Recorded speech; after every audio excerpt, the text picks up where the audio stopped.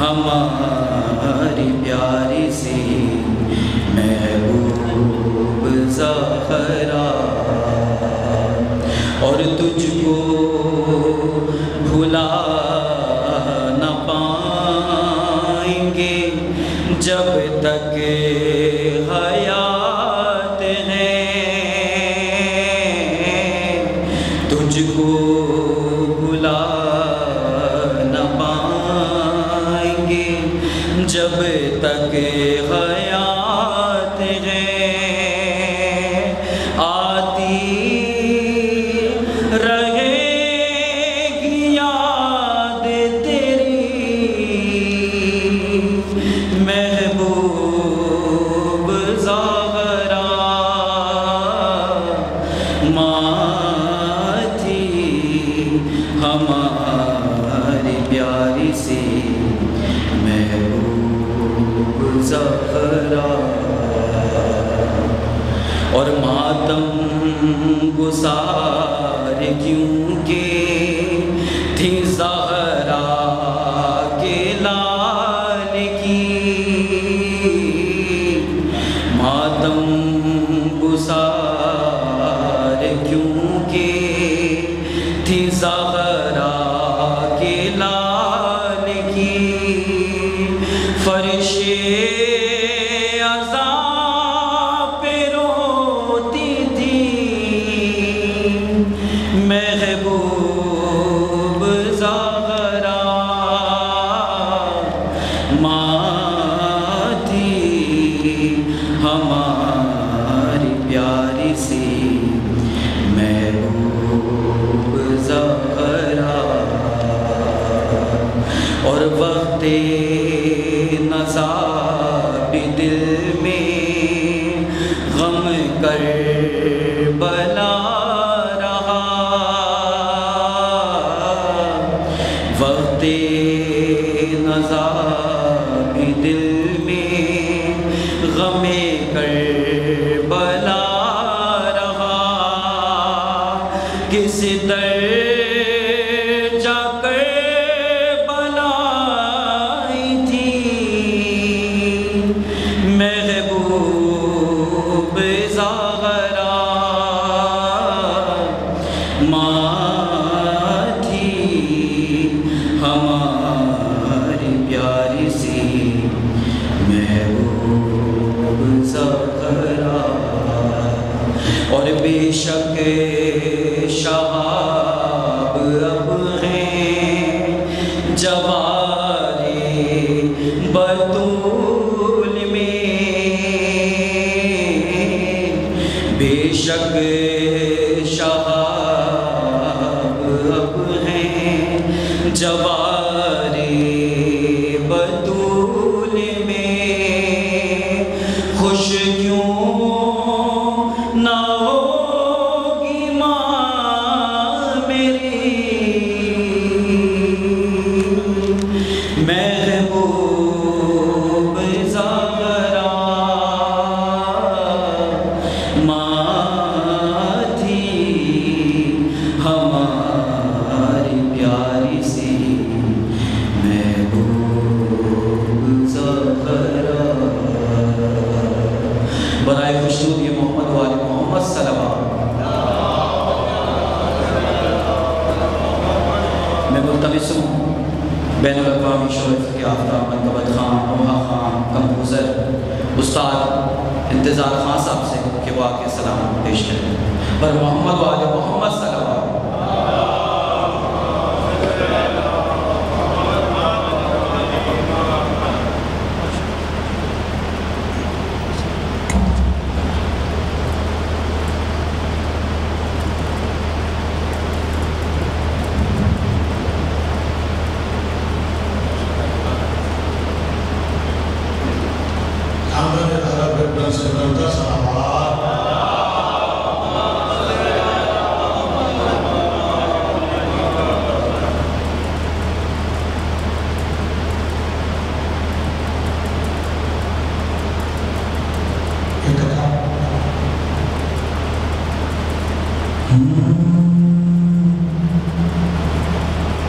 عشق ابوترا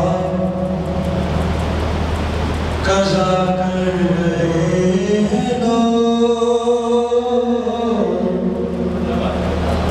کس بات کی نماز کر رہے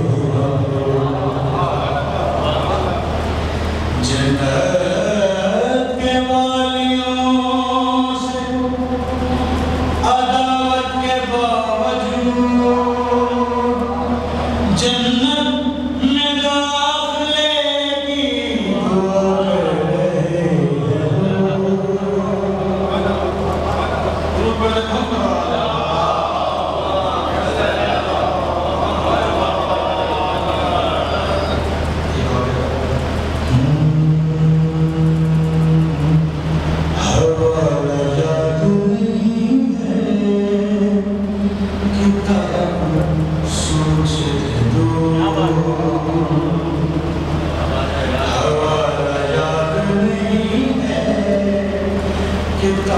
سوچ دو کہاں سے پوچھ رہے ہو نصاب سوچنے دو کہاں سے پوچھ رہے ہو نصاب سوچنے دو علی کے دور میں ایسا سوال دوہراؤ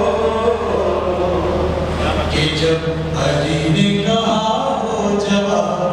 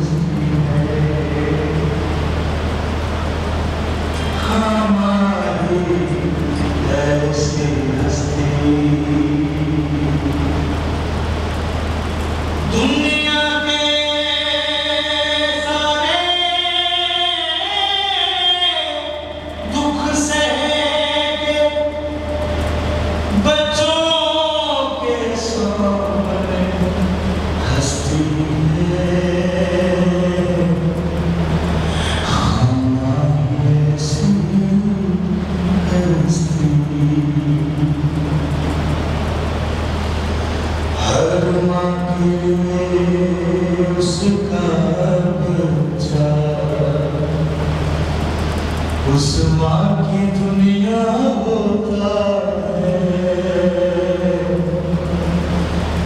ہر ماں کے لیے اس کا بچہ اس ماں کی دنیا ہوتا ہے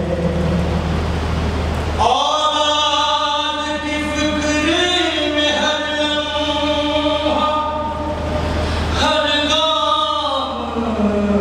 پریشان ہوتی ہے ہماری ایسی ہستی ہے جاروں کی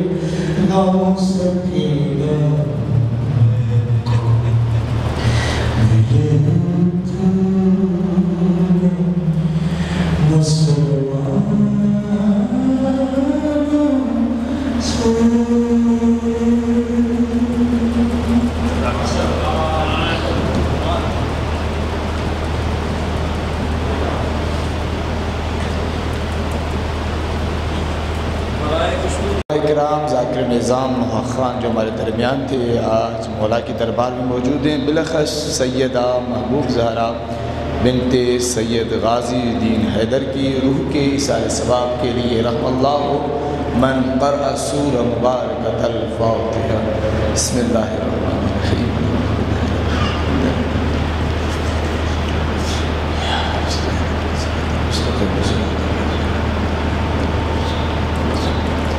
بسم اللہ الرحمن الرحیم۔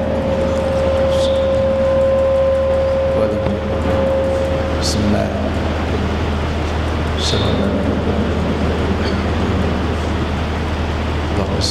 تمام بیماروں کی شفا یابی کے لیے بالخصوص جو مومنین اور مومنات بیمار ہیں ان کی دعائیں ہم سب کے ذمہ ہیں، ان کی شفا یابی کے لیے مل کر بلندتر صلوات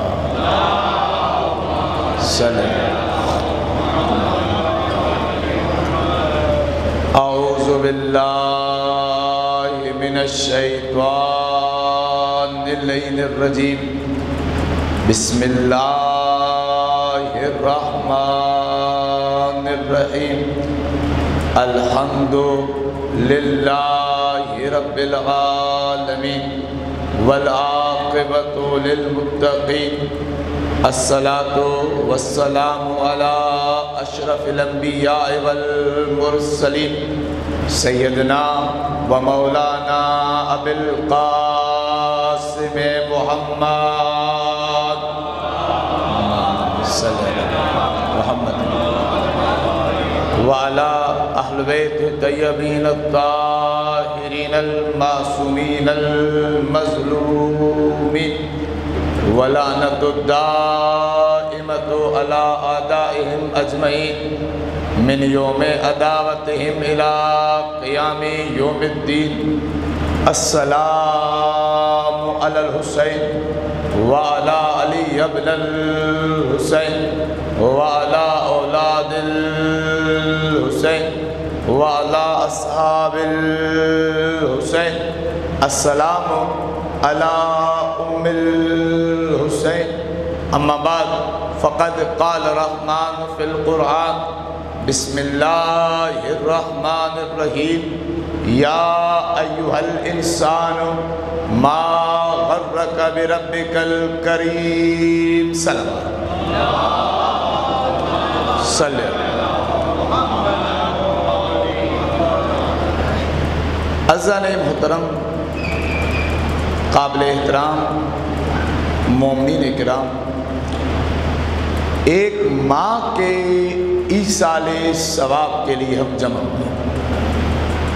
وہ ماں جو خود بھی عزادار تھی، نوحہ خان تھی، بچوں کو بھی عزادار بنایا، اور کیا قسمت ماں کی کہ حسین نے اپنے دنوں میں بلا لیا۔ یقیناً کوئی بھی چیز، توجہ فرمائیے گا، آپ کسی بھی مرحوم کو، چاہے وہ ماں ہو، چاہے وہ باپ ہو، چاہے آپ کا بھائی ہو مرحوم، چاہے استاد ہو، کسی بھی مرحوم کو آپ کوئی چیز بھی، توجہ کیجیے گا، ایصال کر سکتے ہیں۔ مثلا اس کی طرف سے صدقہ دیں، اس کی طرف سے لباس دیں، کچھ بھی آپ ثواب ایصال کر سکتے ہیں۔ جس چیز کا بھی اعمال حسنہ ہیں اس کو ایصال کر سکتے ہیں، لیکن کون سی ایسی چیز ہے جس کے ایصال کے بعد انسان یقین کر لے کہ جسے میں نے ایصال کیا ہے وہ انہیں وصول ہو گئی؟ کیونکہ آپ کا کام ایصال کرنا ہے۔ ہم کیا کہتے ہیں؟ ایصال ثواب۔ آپ ایصال ثواب کے لیے جمع ہوئے، یہ وصول کب ہوگی؟ جب قبول ہوگی۔ عین ممکن ہے انسان کی کسی عمل میں کوئی کمی رہ جائے، تو آپ نے ایصال تو کیا، توجہ کیجئے گا، میں ایک نقطے کی طرف اشارہ کرنا چاہتا ہوں، آپ نے ایصال تو کیا، لیکن اس کا وصول کس چیز پر ہے؟ قبولیت کے دار و مدار ہے، ورنہ وصول نہیں ہوگا۔ ایک شخص آتا ہے آیت اللہ تقی بہجت کی خدمت میں اور کہتا ہے کہ مرحوم کو ہم کیا ایصال کریں؟ فرمایا کچھ بھی ایصال کر دو، کسی یتیم کو لباس لے کے دو، توجہ کیجئے گا، کسی بیوہ کو طعام دلا دو، کوئی بھی عمل حسنہ کر دو، لیکن کہا کہ جب کیا کرو نا اپنی نیت کو خالص ہو، توجہ کیجئے گا، تاکہ تمہارا عمل ریاکاری سے پاک ہو، خالص ہو، تو وہ پہنچ جائے گا۔ لیکن دعا کیا کرو کہ وہ قبول ہو، کیونکہ عین ممکن ہے کسی کمی کی وجہ سے وہ رد ہو جائے۔ فرمایا لیکن ہاں ایک عمل ایسا ہے جب اسے کیا کرو تو یقین کر لیا کرو جیسے تم نے ایصال کیا ہے اس سے بڑھ کر وصول ہو جائے گا۔ کہا وہ کیا؟ کہا کہ وہ حسین ابن علی کی مجلس، توجہ کیجئے گا، کہا حسین ابن علی کی مجلس۔ وہ شخص کہتے ہیں آقا جیسے آپ نے فرمایا کہ عمل کے اندر بعضوں کا خلوص نہیں رہتا، ریاکاری کا امکان ممکن ہے، تو وہی چیز یہاں پر بھی ممکن ہے مجلس میں، کہ مجلس کروانے والے شخص کے اندر کوئی کمی رہ جائے، توجہ کیجئے گا۔ فرمایا ہاں صحیح کہتے ہو تم، جتنے بھی تم عمل انجام دیتے ہو مجلس کے علاوہ ان سب کے فقط اور فقط فاعل یعنی انجام دینے والے تم ہوتے ہو، لیکن جب مجلس سید الشہداء ہوتی ہے اس میں فقط تم نہیں ہوتے بلکہ خود معصومین بھی تشریف لاتے ہیں. تمہارے عمل میں تو کوئی کمی رہ سکتی ہے، معصومین کا عمل یقیناً قبول ہوا کرتا ہے. تو عزیزان محترم، بہترین عمل جو کسی بھی مرحوم کو ایصال کیا جا سکتا ہے وہ مجلس سید الشہداء. اور اگر وہ ماں خود عزادار ہوں تو یقیناً ان کے قلب کو سکون ملے گا. انہیں اس چیز کا احساس ہوگا کہ میرے جانے کے بعد، توجہ کیجئے گا، گھر میں میری کمی تو ہوگی لیکن ذکر حسین نہیں رکا، مجلس حسین نہیں رکی. آپ کے سامنے آج اس ایصال ثواب کی مجلس پر گفتگو کرنے کے لیے سورہ مبارکہ انفطار کی آیت نمبر 6 تلاوت کرنے کا شرف حاصل کیا. آپ کی توجہات رہیں گی، چند جملے خدمت میں پیش کر کے ذہنات کو تمام کریں گے. ارشاد ہو رہا ہے، یا ایھا الانسان ما غرک بربک الکریم، اے انسان تجھے کس چیز نے اپنے کریم رب سے غافل کیا ہے. آپ انداز الہی دیکھیں، لہجے وحی دیکھیں کہ جب انسان کسی غافل کو، سماعتوں کو بیدار رکھیے گا، کہ جب انسان کسی غافل کو اپنی طرف بلاتا ہے، ہم دیکھتے ہیں انسانوں کے ضمن میں تو کیسے بلاتا ہے؟ اپنی طاقت دکھاتا ہے، اپنی قوت دکھاتا ہے، اپنے احسانات کو یاد دلاتا ہے کہ تو مجھ سے بھاگ رہا ہے، تجھے پتہ نہیں کہ میں اتنا پاورفل ہوں. لیکن یہ انسان کا ضمیر ہے. خالق جب اپنے غافل بندوں کو اپنی طرف بلا رہا ہے تو اپنی صفت قہار کا استعمال نہیں کیا، اپنی صفت جبار کا استعمال نہیں کیا، بلکہ غافل انسان کو، وہ انسان جو موت کو بھلا بیٹھا ہے، وہ انسان جو دنیا کوئی حقیقی زندگی سمجھ بیٹھا ہے، اسے جب اپنی طرف بلایا تو آواز دی کیا؟ یا ایھا الانسان ما غرک بربک الکریم. اے انسان تمہیں کس چیز نے اپنے کریم رب سے غافل کیا ہے؟ یعنی کیا تو صبح اٹھتا ہے، سانس لیتا ہے، یہ بھی کریم رب کی نعمت، ہوا سے استفادہ کرتا ہے، یہ بھی کریم رب کی نعمت. اتنا کریم ہے وہ خالق، اتنا کریم ہے وہ خالق کہ سورج کی روشنی موسیٰ کے گھر میں بھی جاتی ہے، فرعون کے گھر میں بھی جاتی ہے. وہ طاقت رکھتا ہے اس بات پر کہ فرعون کو اس روشنی سے محروم کر دے، لیکن نہیں، کیونکہ وہ کریم ہے. بندہ، توجہ کیجئے گا، بندہ اسے بھلا دے لیکن وہ اپنے بندے کو نہیں بھلاتا. ایک شخص آیا آپ کو، میرے امام امیر المومنین امام المتقین علی بن ابی طالب علیہ السلام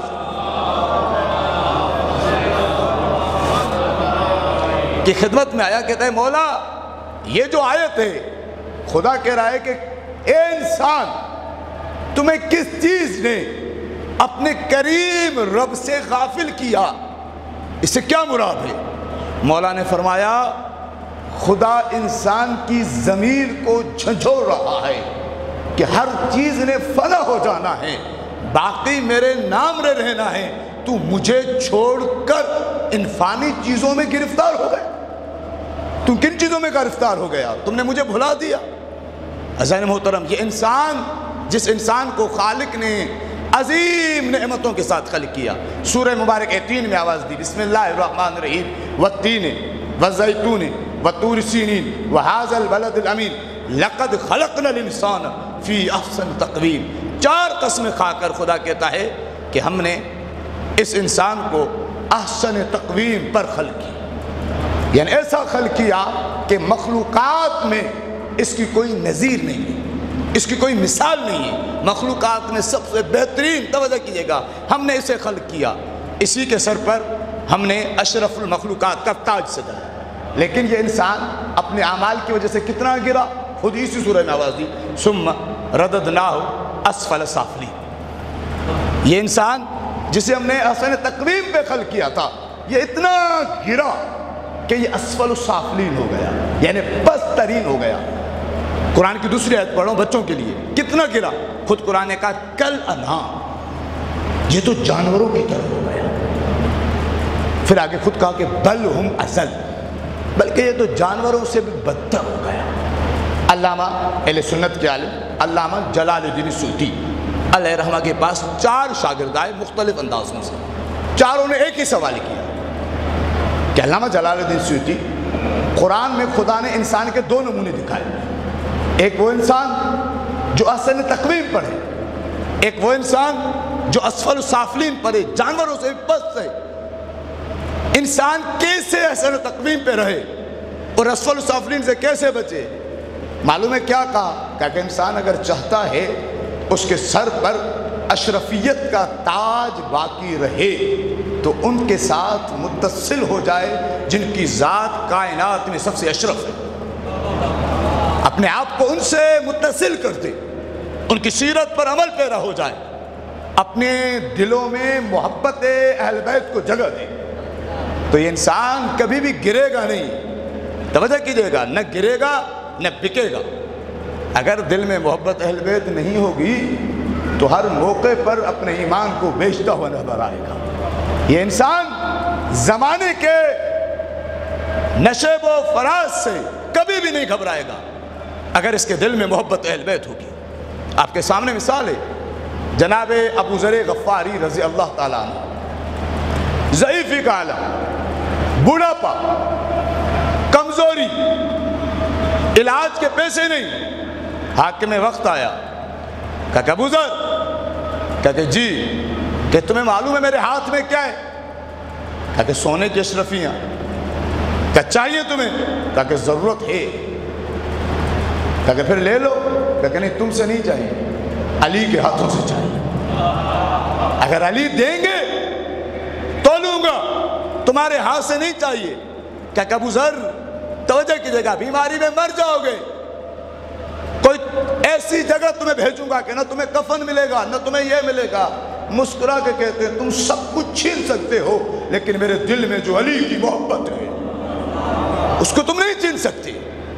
عزیزان محترم، یہ انسان، اسے خریدنے کے لیے بڑے بڑے لوگ آتے ہیں، لیکن یہ انسان اگر اپنے آپ کو اشرف اور اکمل لوگوں سے متصل کر دے گا تو جب سب لوگ ہٹ جائیں گے راستے سے یہ پہاڑ کی طرح کھڑا ہوا نظر آئے گا.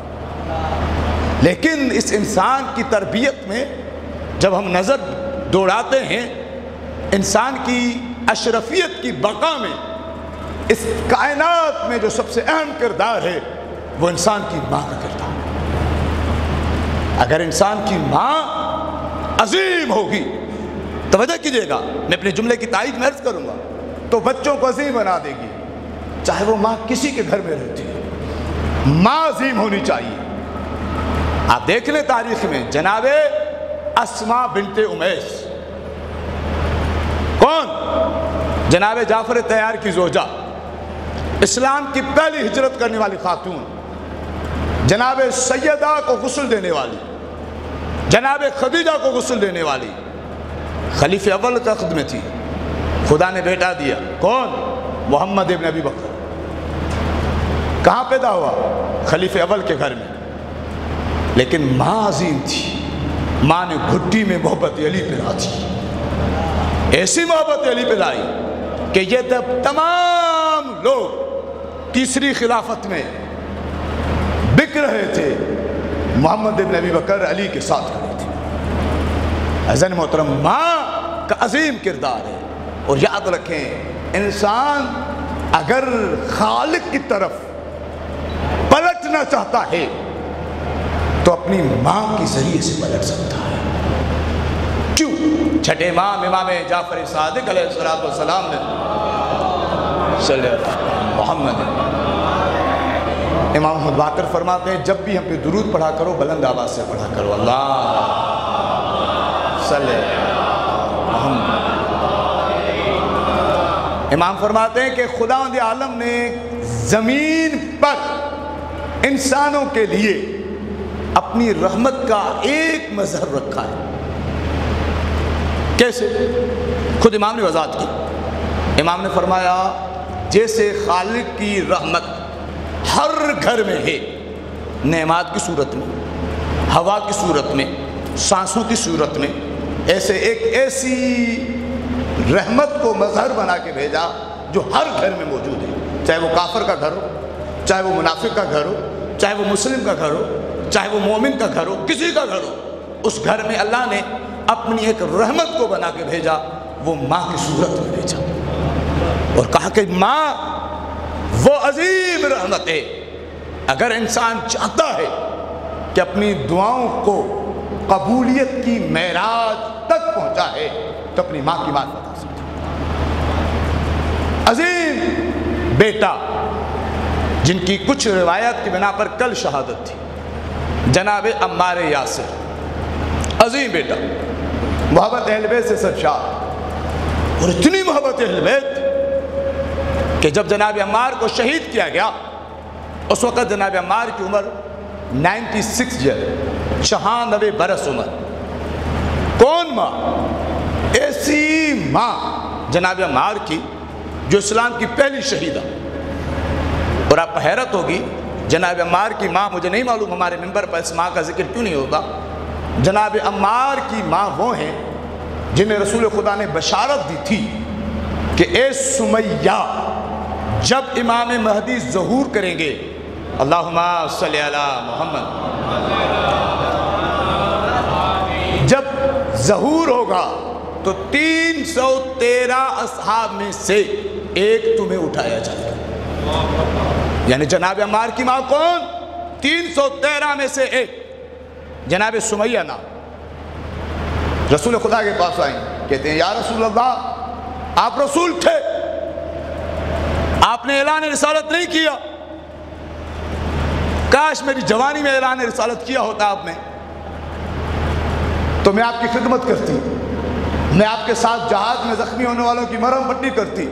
توجہ کریے گا، یہ واحد عورت ہے نبی کی حیات میں جنہوں نے ایک تلوار سے ایک کافر کی گردن کو اڑایا تھا، اور رسول خدا نے انہیں جب مال غنیمت میں مرد کا حصہ دیا تھا، ایک ماں کو، کن کی ماں کو؟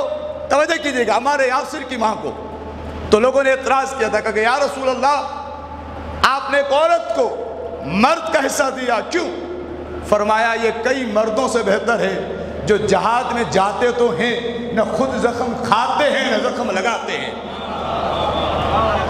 ایسی ماں کہتی ہے یا رسول اللہ میری جوانی پلٹا دیں، تمنا ہے آپ کی خدمت کروں، آپ کے بچوں کی خدمت کروں۔ نبی نے فرمایا سمیہ، تم اسلام کی پہلی شہیدہ ہو، تم بھی شہید ہوگی، تمہارے شوہر بھی شہید ہوں گے، تمہارا بیٹا بھی شہید ہوگا، میں تمہاری جوانی نہیں پلٹا رہا، لیکن میں تمہیں ایک چیز بتاؤں جو جوانی پلٹانے سے افضل ہے۔ کہا کہ یا رسول اللہ بتائیں۔ کہا کہ تمہیں امام زمانہ قبر سے اٹھائے گی۔ توجہ کیجئے گا، اور معرفت کا جملہ ایک ماں کے لیے معلوم ہے کیا کہا؟ کہا کہ یا رسول اللہ مجھے اتنا بتا دیں، جب مجھے اٹھایا جائے گا تو کیا میرے بیٹے کو بھی اٹھایا جائے گا؟ کیا میرے بیٹے کو بھی اٹھایا جائے گا؟ نبی نے فرمایا سمیہ تمہیں پہلے اٹھایا جائے گا 313 افراد میں سے، لیکن تمہارے بیٹے کو بعد میں اٹھایا جائے گا۔ معلوم ہے کیا تمنا کہ ایک ماں نے، سنیے گا جملہ، کہا کہ یا رسول اللہ آپ سے میں نے سنا ہے کہ شہید کی ماں، توجہ کیجئے گا، ماں ہے نا، ماں کی سال سال کی مجلس سے، شہید کی ماں اگر بیٹے کے درد کو اپنے سینے میں محسوس کرے تو وہ جنت میں آپ کے ساتھ جائے گی۔ کہا کہ جی ایسا ہی ہے۔ کہا کہ یا رسول اللہ میری تمنا ہے جب میرے بیٹے کو اٹھایا جائے تو اس حالت میں اٹھایا جائے جس حالت میں ان کو شہید کیا گیا تھا، تاکہ میں اپنی آنکھوں سے اپنے بیٹے کو خون آلودہ دیکھوں اور آپ کی محبت میں دیکھوں۔ عزیزان محترم، ماں اگر انسان کو معراج دے سکتی ہے تو انسان کو چاہیے اپنی ماں کے حقوق کو ادا کرے۔ کیا ہے ماں کے لیے حق؟ قرآن کیا کہتا ہے؟ سورہ مبارک بنی اسرائیل آیت نمبر 24 میں ارشاد ہوا کیا؟ رب رحمہما کما ربیانی صغیرا۔ خدا کی قسم اگر ماں باپ کے بارے میں اور کوئی بھی حکم نہیں ہوتا، نہ احادیث میں ہوتا، نہ آیاتیں ہوتی قرآن میں، حالانکہ ہیں وبالوالدین احسانا، اپنے والدین کے ساتھ احسان سے پیش آ، فلا تقل لہما اف، اپنے والدین کو اف تک نہ کہو۔ نبی نے فرمایا ہما جنتک و نارک، یہ تمہارے ماں باپ نہیں ہیں، یا تو یہ چلتی پھرتی جنت ہے یا تمہارے لیے جہنم کا سوال ہے۔ ایک شخص نے کہا یا رسول اللہ یہ جنت اور جہنم الگ الگ چیزیں، ماں باپ آپ کہہ رہے ہیں یا جنت ہے یا جہنم ہے، کیسے؟ فرمایا اگر تم نے ان کی اطاعت کی ہے، ان کے حقوق کو ادا کیا ہے تو ان کا وجود تمہارے لیے سبب جنت ہے۔ اگر تم روز ان کے حقوق کو پامال کرتے ہو، جو تکلیف ان کے دل میں ہوتی ہے اس کی وجہ سے تمہارے لیے جہنم میں اسباب پیدا ہوتے ہیں۔ درود پڑھیں محمد علی محمد کے ساتھ۔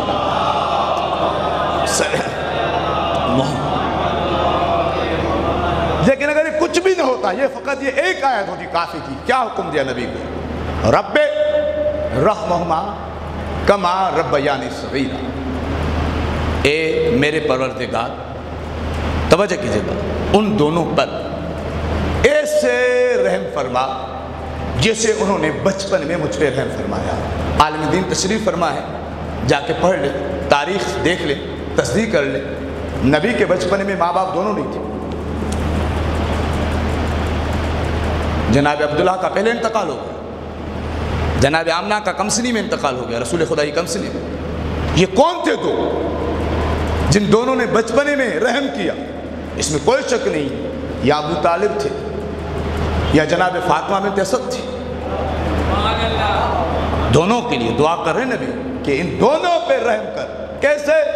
جس انہوں نے بچپن میں رحم کیا، اس میں کوئی شک نہیں۔ اس کا مطلب یہ ہمیں سیرت رسول سے درس ملتا ہے، اگر تمہارے سگے والدین ہیں یا خدا نہ خواستہ نہیں ہیں، تمہارے چاچا نے، تمہارے ماموں نے، تمہاری خالہ نے، تمہارے پھپھو نے بچپن میں جو تم پہ رحم کیا ہے، اس کے لیے مرتے دم تک دعا مانگتے رہو، اور ان کا حق بھی ایسے ادا کرو جیسے سگے والدین کا ادا کیا جاتا ہے۔ اب ذرا تصور کرے کہ بچپن میں کیسے رحم کرتے ہیں والدین۔ آج تو لوگوں نے ماں باپ کو کہاں بھیج دیا؟ اولڈ ہوم، اور سینہ تان کے بتاتے ہیں مولانا صاحب میں اپنے باپ کی فیس پوری دیتا ہوں، ان کے بجلی کے بل پورے ادا کرتا ہوں، انہیں بجلی کے بلوں کی نہیں آپ کی ضرورت ہے، ان کو نوکروں کی نہیں آپ کی ضرورت ہے۔ چھٹے امام جعفر صادق علیہ السلام نے فرمایا اگر کوئی شخص اپنے ماں باپ کو غلاموں کے اور کنیزوں کے بھروسے پر چھوڑ دے تو یہ یقین کر لے، امام کا فرمان ہے، یہ یقین کر لے کہ یہ غلام اور کنیز اس کی موجودگی میں تو کلمہ کریمہ یعنی بہترین گفتگو کرتے ہیں، اس کی غیر موجودگی میں والدین سے سختی سے پیش آتے ہیں۔ روایت مکمل نہیں ہوئی، مکمل سنیے گا۔ امام نے فرمایا جن غلاموں اور کنیزوں کو اس نے مقرر کیا ہے، اگر اس کے والدین کے ساتھ وہ سختی سے پیش آئیں گے تو اللہ ان سے پوچھے گا، غلام سے بھی کنیز سے بھی، لیکن ساتھ میں بیٹے سے بھی پوچھے گا کہ تم نے خود خدمت انجام کیوں نہیں دی، تم نے اپنے والدین کو کسی اور کے حوالے کیوں کر دیا۔ عزیز محترم، بچپنے میں کیسے رحم کرتے ہیں؟ انسان نہ اپنا لباس خود تبدیل کر سکتا ہے، نہ اپنی طہارت اور نجاست کے مسائل کو خود حل کر سکتا ہے، نہ خوراک خود کھا سکتا ہے۔ تو جب یہی کیفیت اولاد کی ہوتی ہے تو والدین کیا کر رہے ہوتے ہیں؟ اسے جینے کی دعا دے رہے ہوتے ہیں، یہ خدمت کر رہے ہوتے ہیں دن بھر، اس کا لباس بھی تبدیل کرا رہے ہیں، اس کے لیے کھانے کا انتظام بھی کر رہے ہیں، اپنے ہاتھوں سے کھلا رہے ہیں، وہ کسی کو پہچان نہیں سکتا، اسے پہچان بھی کروا رہے ہیں۔ لیکن یہی کیفیت اگر بڑھاپے میں ماں باپ کی ہو جاتی ہے تو اولاد کیا کرتی ہے؟ کہتی ہے مولانا صاحب دعا کریں باپ کی مشکل آسان ہو۔ ذمہ داری عرض کر رہا ہوں، اپنی بات کا ذمہ دار ہوں، کسی بھی مومن کو موت کی بد دعا دینا جائز نہیں۔ آپ کو کسی نے دیا ہے کہ کسی مومن کو موت کی بد دعا دیں؟ تو پھر کیا دعا کریں؟ یہ دعا کریں خدا بندہ میرے ماں باپ سے راضی ہو جا، اگر تیری رضا ان کی بقا میں ہے، انہیں باقی رکھ۔ اگر تیری رضا ان کو بلانے میں، انہیں بلا لے۔ کسی کو حق نہیں ہے کسی مومن کو بد دعا دینے کا، کسی مومن کو خصوصاً ماں باپ کو مرنے کی دعا بد دعا دینا جائز نہیں ہے ظالم محترم۔ اصل حق اولاد، جو اولاد پر حق آتا ہے والدین کا، وہ اس وقت آتا ہے جب اسی کیفیت میں، جس کیفیت میں کل اولاد تھی، آج اسی کیفیت میں والدین ہیں۔ تو اب انسان پر واجب ہو جاتا ہے اپنے بچپنے کے قرض کو اتارے، ان کی خدمت کرے۔ آپ کو معلوم ہے جناب اویس قرنی، کون اویس قرنی؟ کون نہیں جانتا؟ کون سا محب اہل بیت ہوگا جو اویس قرنی کو نہیں جانے گا؟ زیارت رسول آنکھوں سے نصیب نہیں ہوئی۔ آج بھی عراق میں وہ مقام موجود ہے، مسجد براسا، جہاں پر ملاقات ہوئی تھی امیر المومنین امام المتقین علی بن ابی طالب علیہ السلام۔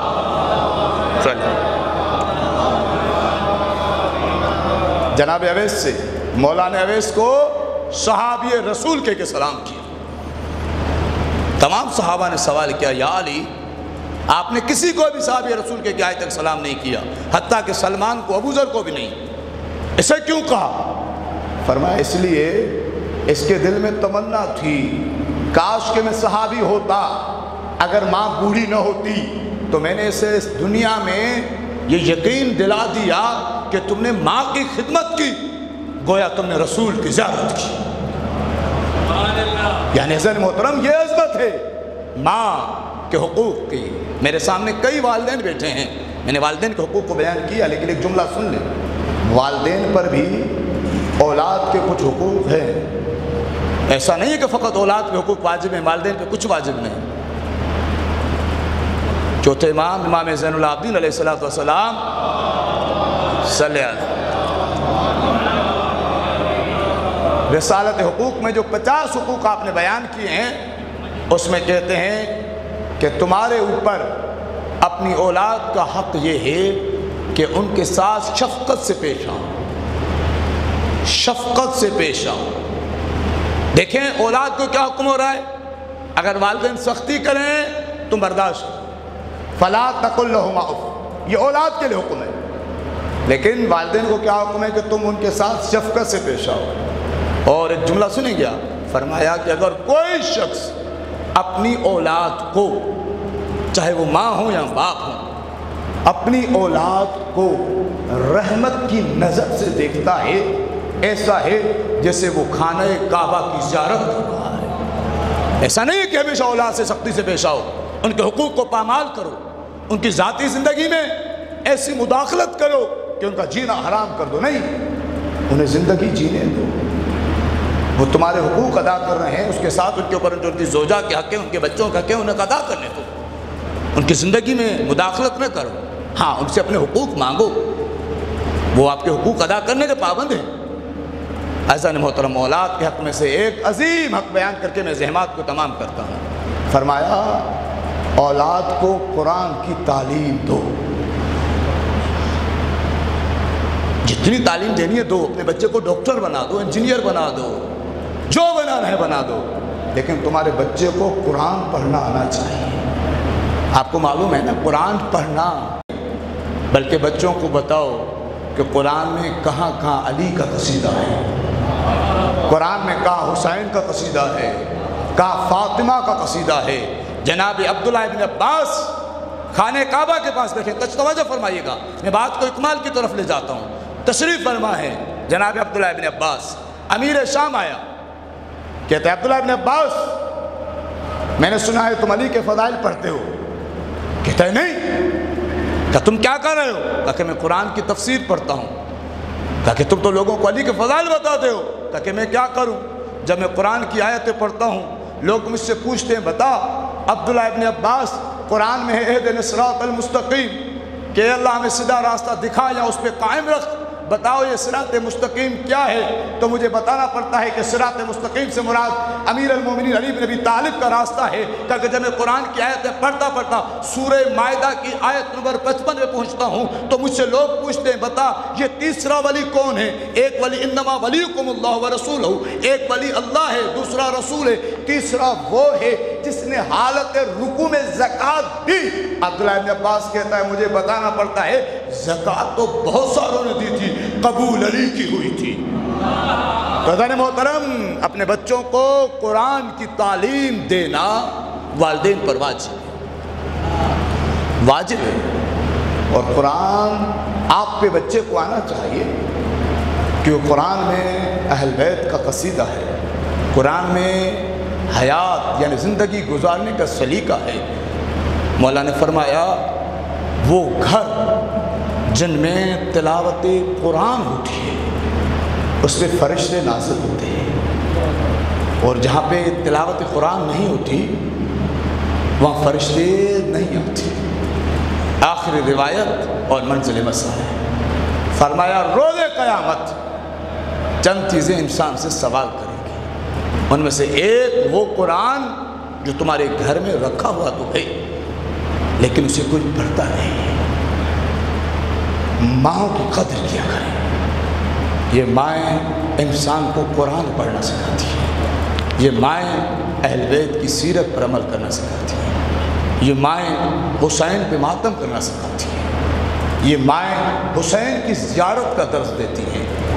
جب صدام کا زمانہ ختم ہوا، 40 کے دن ہیں، اس جملے کو اپنے ذہن میں محفوظ کریں، مصائب سے پہلے جب صدام کا زمانہ ختم ہوا کئی دہائیوں پہ مشتمل تھا، جب زمانہ ختم ہوا حسین کا چہلم آیا تو عراقی بچے دوڑتے ہوئے نکلے حسین کی قبر کی زیارت کے لیے۔ لوگ حیران ہو گئے، کئی دہائیاں یہ مشی نہیں ہوئی، یہ ان بچوں کو کس نے یاد دلایا کہ حسین کی مشی ہوتی ہے؟ جن کی عمر 10 15 20 سال ہے، ان کے اندر یہ جذبہ کس نے پیدا کیا؟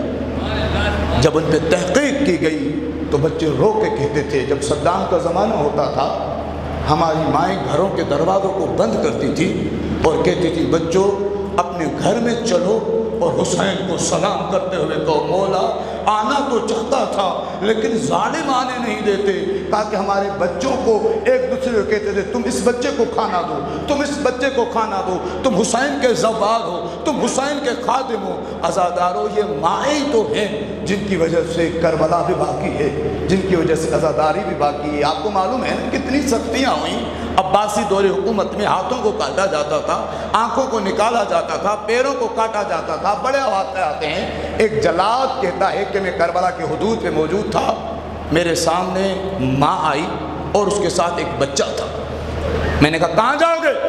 کہا حسین کی زیارت کو جائیں گے۔ میں نے کہا تمہیں معلوم ہے کہ کیا قیمت ہے؟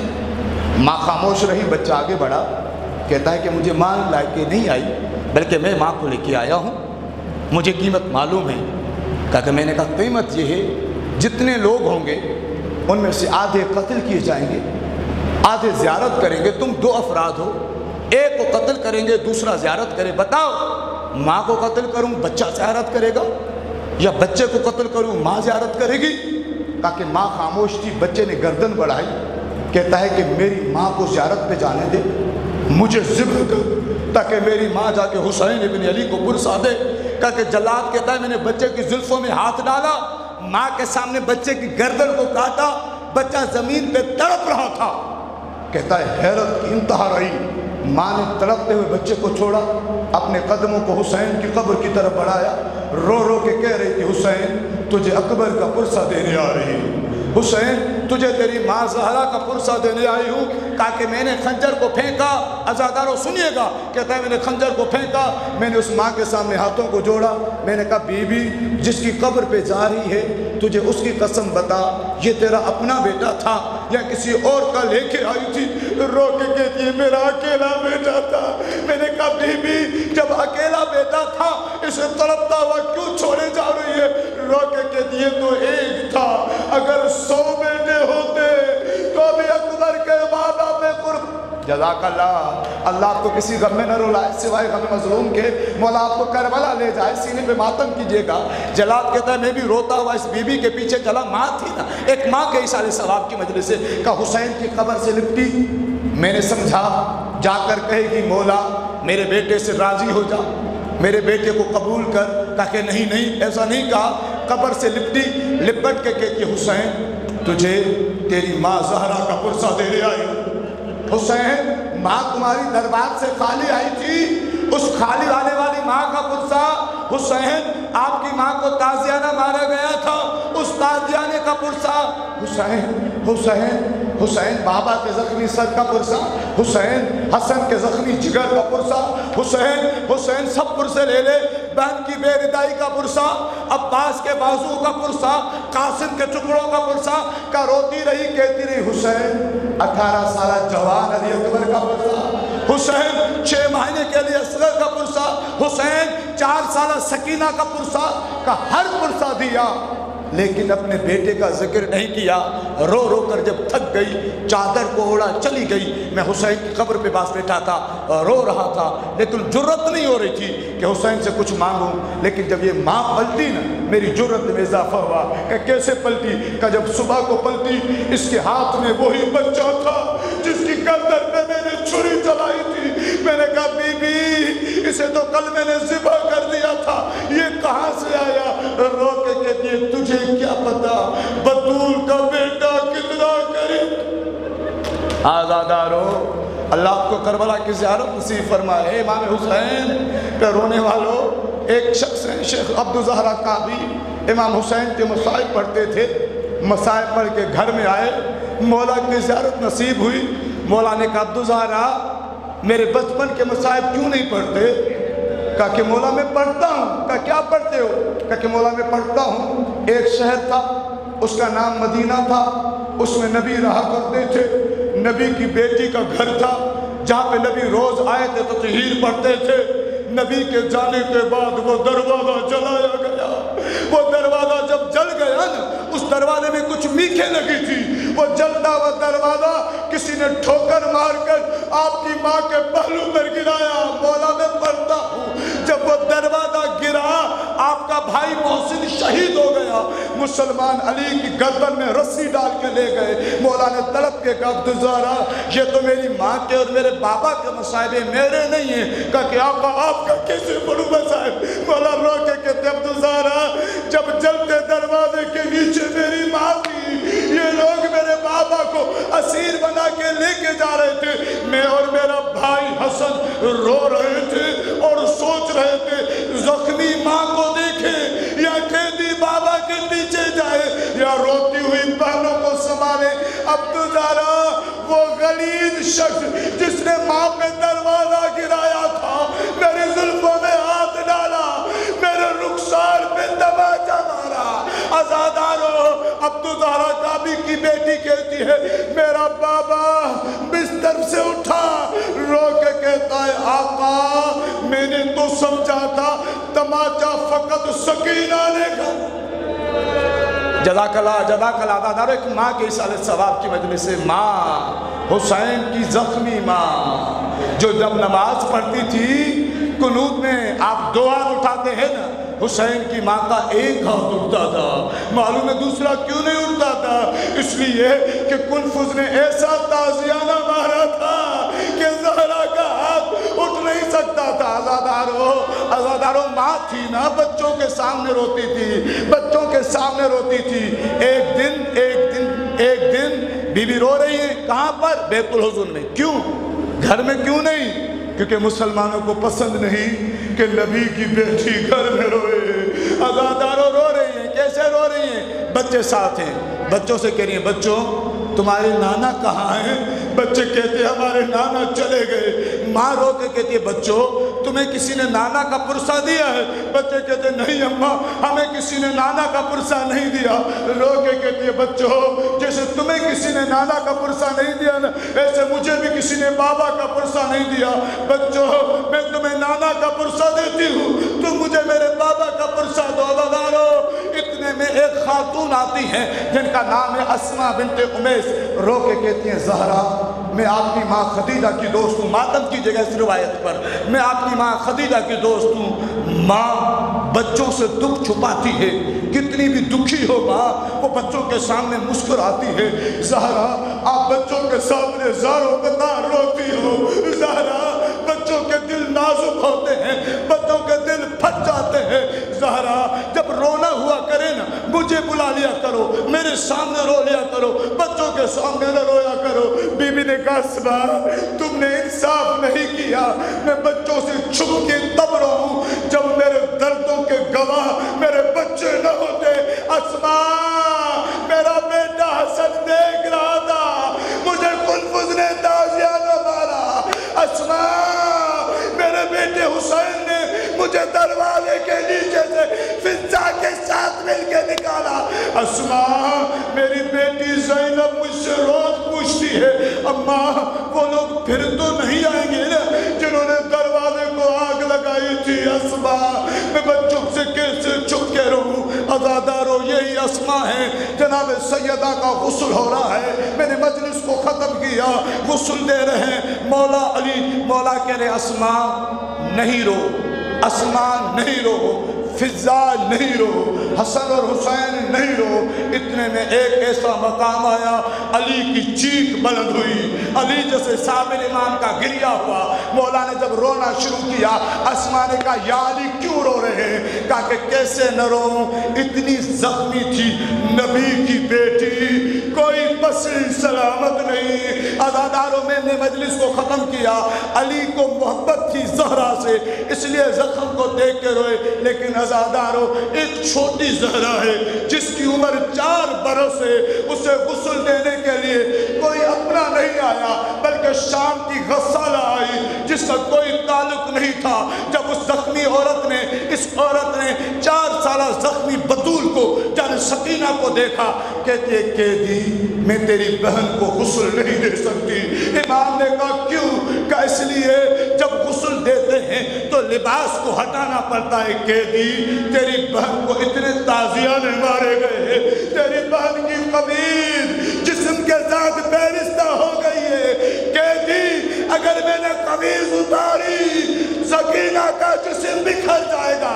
عزادارو امام نے غسل دیا, جنازہ اٹھایا.